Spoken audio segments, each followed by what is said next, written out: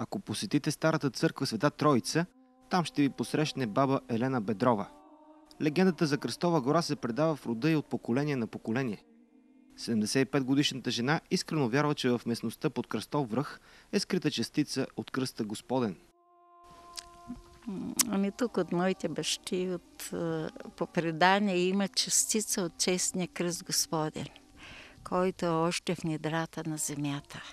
Рано или късно тая частица ще излезе. Това са думи на брат Йорданчо.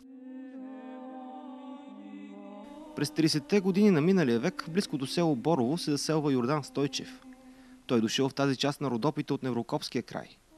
Йордан Стойчев бил странна птица, имал пророчески сънища и бил силно набожен. Една нощ той сънувал монаси, които му казали, че под Кръстов връх е заровена част от кръста, на който бил разпънат Христос.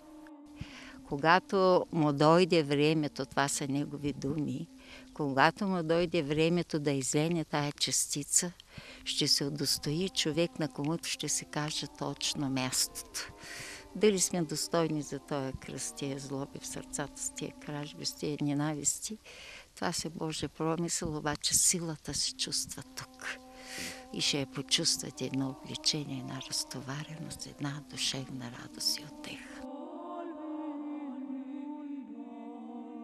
Мястото е наистина необикновено и мнозина, които днес го посещават, имат странни преживявания.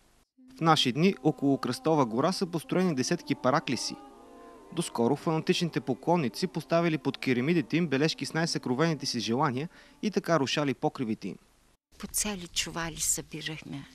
Да ми даде Бог кола, то е лотария, то и оно. Обаче прокапаха самите таков и сега написахме там. Сега по-няма. Да. Оставиха поклонниците си, оставиха тетрадчици по самите параклиси, които искат да си пишат. Поне покривите да не се разтурват. Да. До средата на 17 век в подножието на Кръстова гора съществувал стар православен манастир. Той бил разрушен напълно от османските турци.